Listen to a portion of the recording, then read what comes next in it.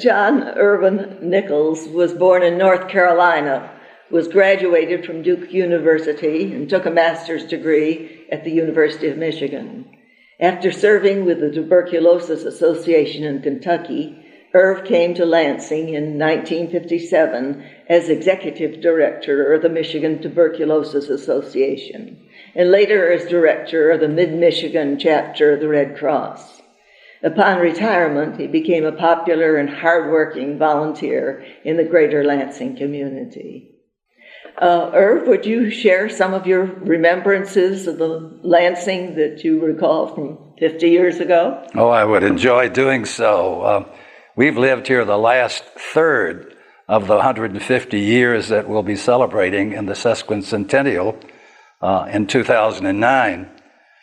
When my wife and I arrived with two young sons, Lansing was a rather small capital, we thought.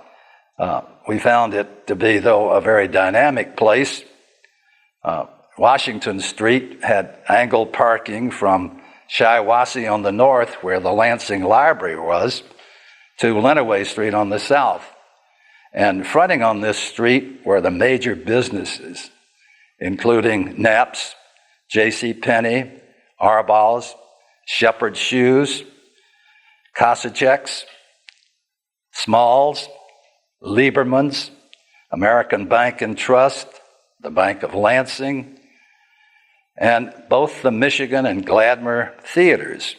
We had, I think, 2 drug stores, a couple of 5 and dime stores, and the owners of most of those, or the managers, were Rotarians. And today, I think Kosachek's, which was founded in 1865, is the only remaining store.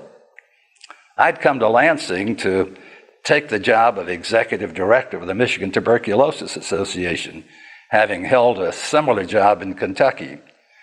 At that time, Michigan had 5,000 people under treatment in some 22 hospitals across the state.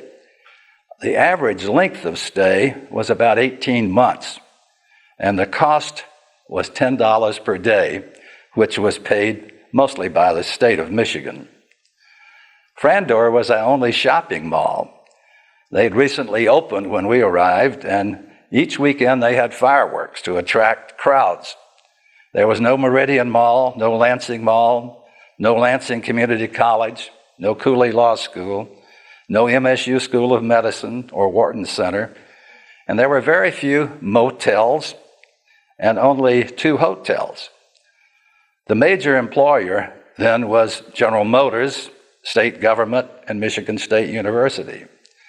Legislators were restricted to the Capitol building for office space, and if they were to communicate with constituents, they telephoned them or used a stenographic pool. They didn't have offices and lots of staff as they do today.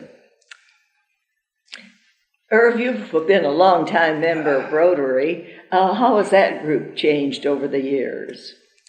Well, in addressing the group when I had completed 50 years, I said the biggest difference was looking out and seeing all of these young people. When I joined the club in 1958, everybody was old, it looked like to me. But there have been a lot of changes. At that time, we used, as community service, opportunities to help many, many organizations. And when we organized a foundation in about it was about 31 years ago, 67 or so, we started doing big projects, signature projects. Our first activity was to build the tower, the clock tower that's on the corner of Grand and Michigan. And then we got into large programs like the Hope Scholarship.